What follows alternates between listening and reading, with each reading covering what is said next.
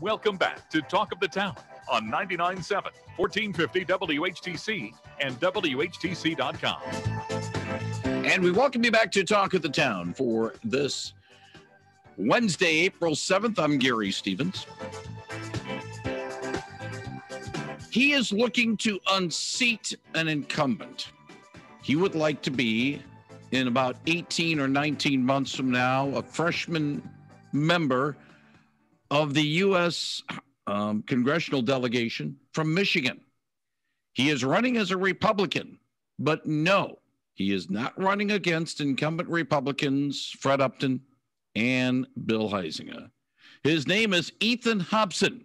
He joins us via the Zoom connection this morning. Ethan, good morning and welcome to Talk of the Town.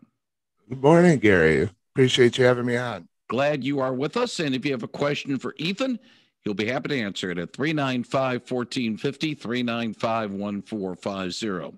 Ethan Hobson would like to be a member of the U.S. Congress when the next session is seated in the year 2023. But instead of the 2nd District with Bill Huizenga or the 6th District with Fred Upton, he wants to unseat a 5-term Democratic incumbent in the 5th District, and that basically is north of Detroit. Unless we get some redistricting, and who knows what this new panel is going to do, you're going to be running against a 5-term Democratic incumbent in Dan Kildee. Yes, sir. And I'd actually like to clarify really quick that I'm actually a member of the U.S. Taxpayers Party. Okay. Our national affiliate is the Constitution Party. We're actually working really hard to get that name changed right now because we want everybody to know that we're one unified party across the country and we're not just an outcast from that we're just as much a part. We hold our conventions every year, just like any other party. We're also working right now to try to get Michigan law changed because me right now as a minor party candidate, I'm not invited to debates, town halls, things to that nature. And that's under our specific Michigan law. And we really find that to be unfair, especially when people like me want to get in and be a regular person and try to represent the people. You brought out a very good point because I was thinking you're running as a Republican, but you're not. You're running as quote unquote, an independent, a right. third party type of situation.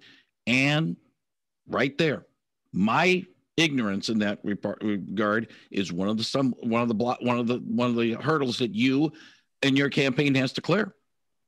Right. And we are a conservative party, but we have a very high moral standard that we stick to. And ever since the party was founded back in the early 80s and into the early 90s, that's how it's been. We've never wavered from that moral standard.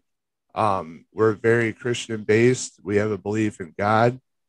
And we think that our Constitution is the law of the land, that our founding fathers had it exactly right, and things should be continuing the way that they intended them to be. If you got a question for Ethan Hobson, he'll be happy to answer it at 395-1450, 395-1450. Frankly, do you see a vacuum that could be filled by your party in the current political makeup of this country right now? That a vacuum that right now maybe the two major parties are not filling with what they are standing for or their platforms. Yeah, absolutely. Actually, in the last year, our search history on Google has grown by 700% for people searching our party across the country. And exactly like you said, I think that they feel lost. Things that have been going on behind doors for years in our government are now coming to light. And they don't know really what to do with the information, so they don't know where to stand really in the political spectrum. And we want people to know that, like I stated earlier, that's our basis, that's our standing, is our moral standing with our party and the Constitution itself. And that nothing being quote unquote politically correct should make that waver.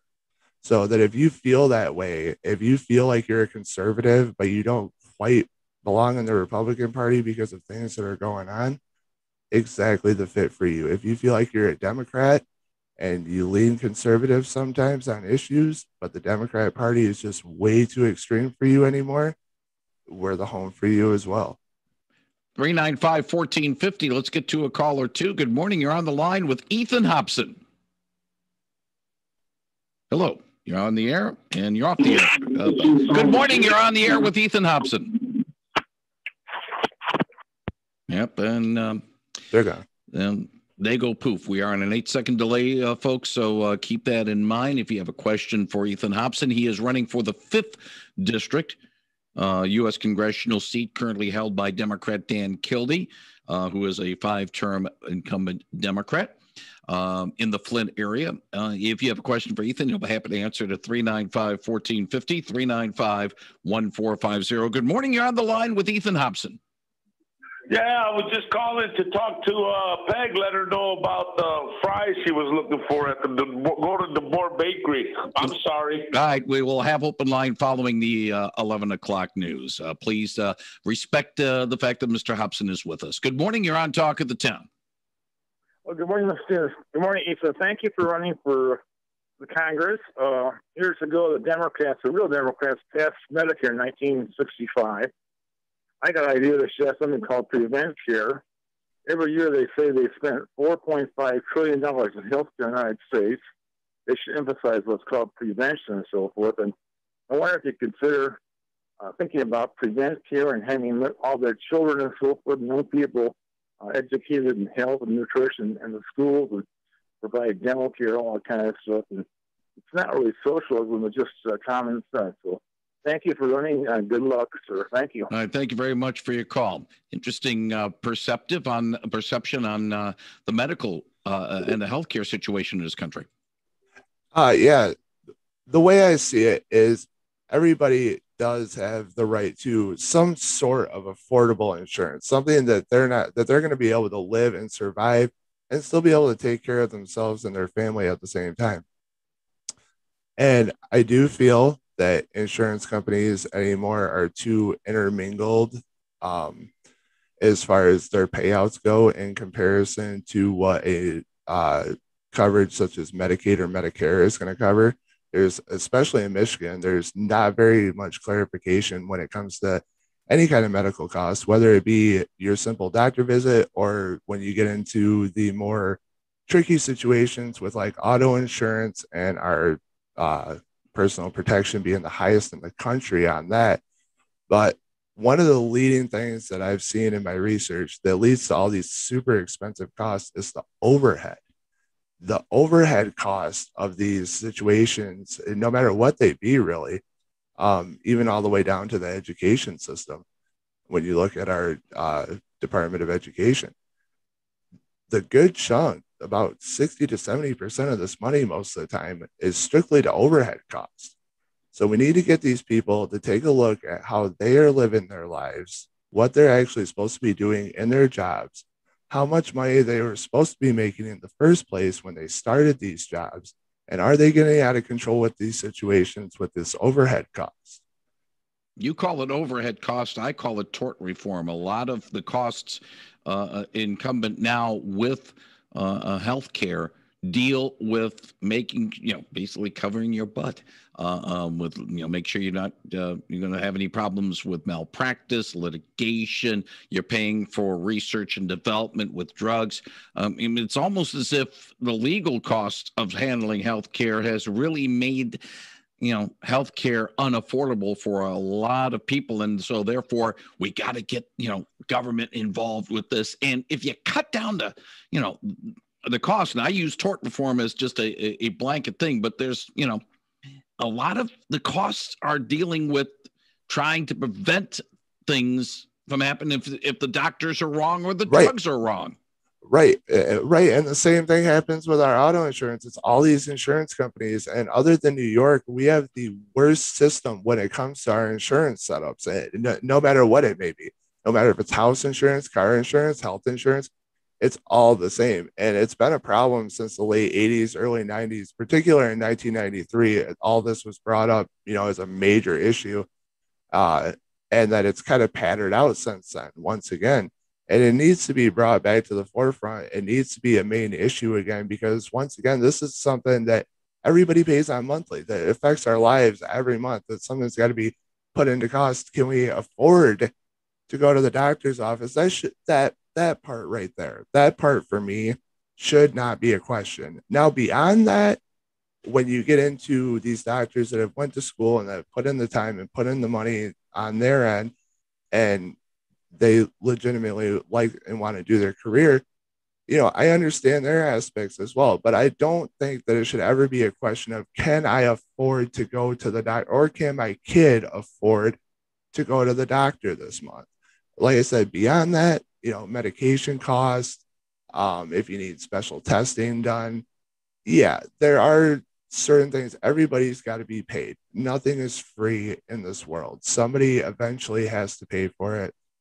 And whether it be at that moment or further down the line with future generations paying it in taxes, it's still going to be there. So one way or another, it has to be dealt with. But like I said, I do think that it should never be a question of, do I want to feed my family this month, or can I go to the doctor this month?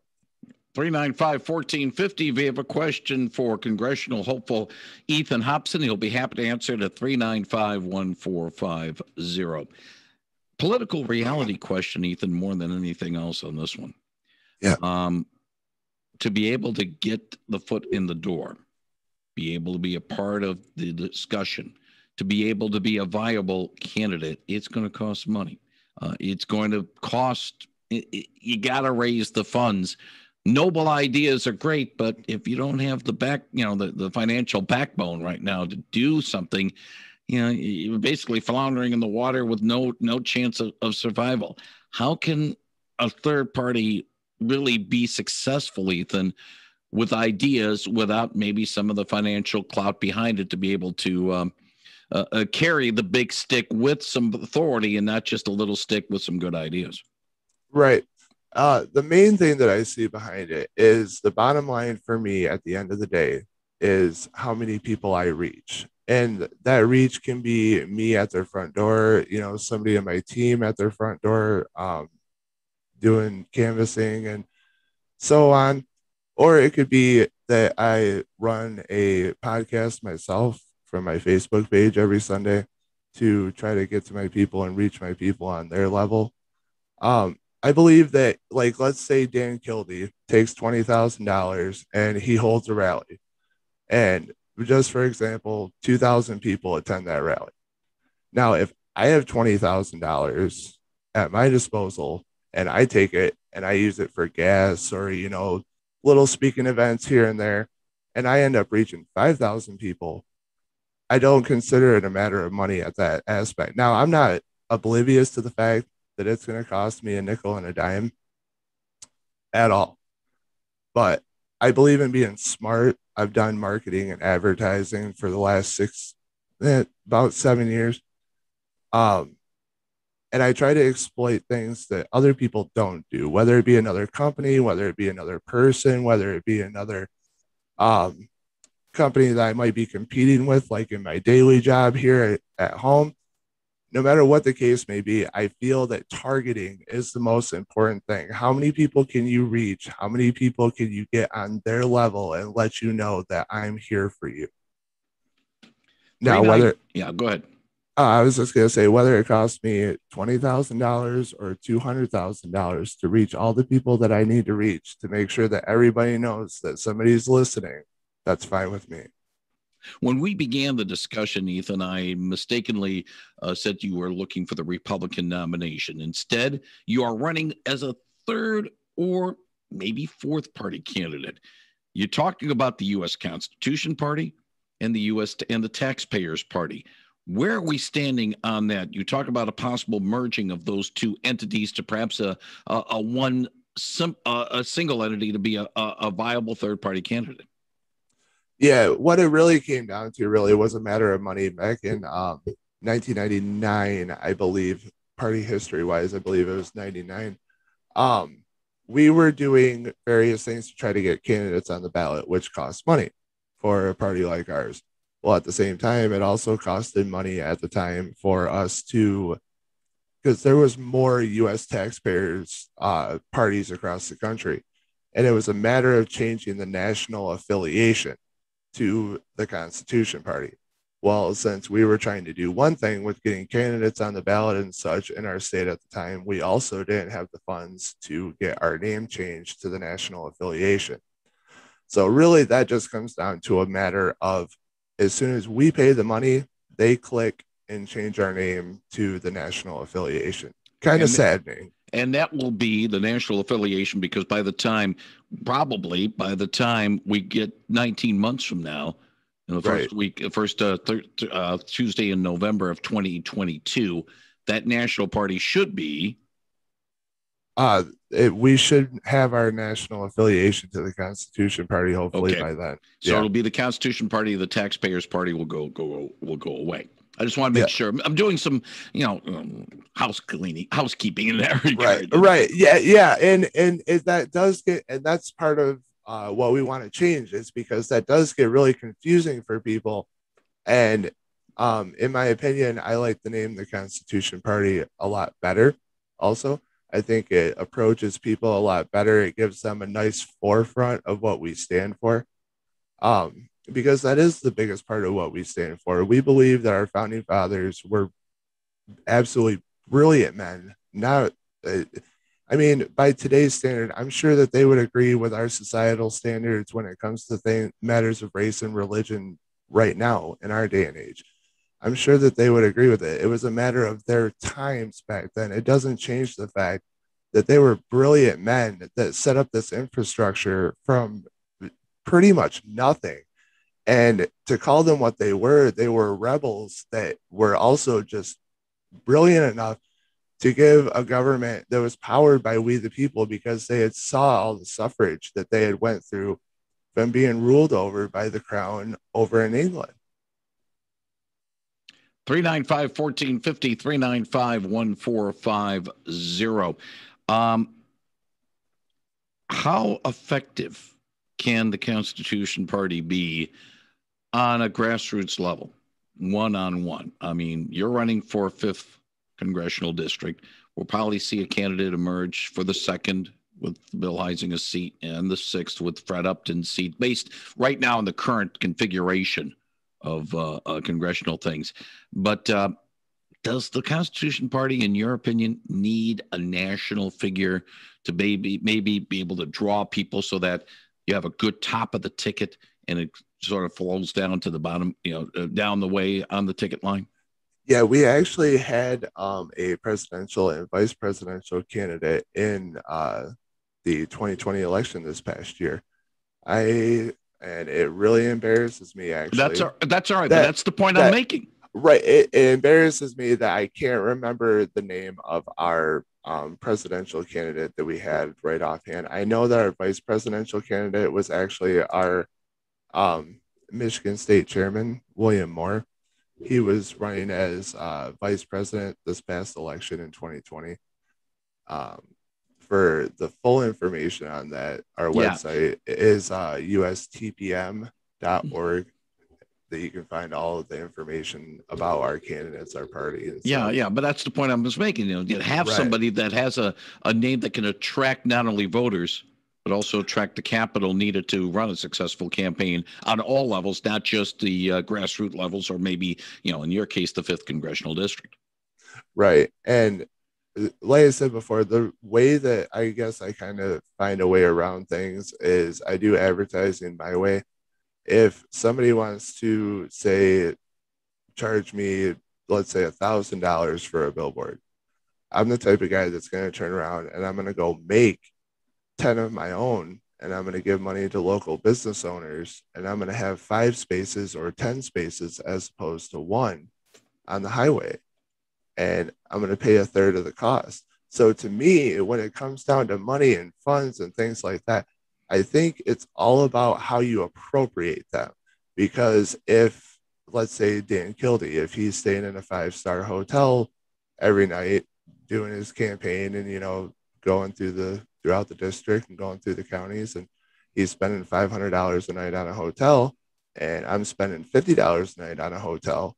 Yeah, in the end, he may have spent more money than I did, but how many more people did he reach? How many more lives did he touch? And that's another big part of why I do my live on Facebook every Sunday, is because I want people to know that, yeah, I may not be able to get to your door, but I still care about you.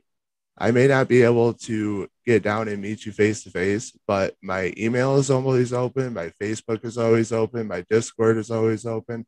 Anybody is always welcome to come in and ask me anything they want. He is Ethan Hobson. He is a Constitution Party hopeful for the 5th Congressional District in Michigan, in basically eastern Michigan area, going up against 5-term Democratic incumbent Dan Kildee. Ethan, thank you very much for joining us today on WHTC's Talk of the Town. We'll put a link to your campaign website. We put the podcast of this conversation on our webpage at WHTC.com in a few minutes. Ethan, we look forward to chatting with you again soon. I appreciate it again, Gary. Hope to see you again. Thank you very much. Ethan Hobson on 99.7 and 1450 WHTC.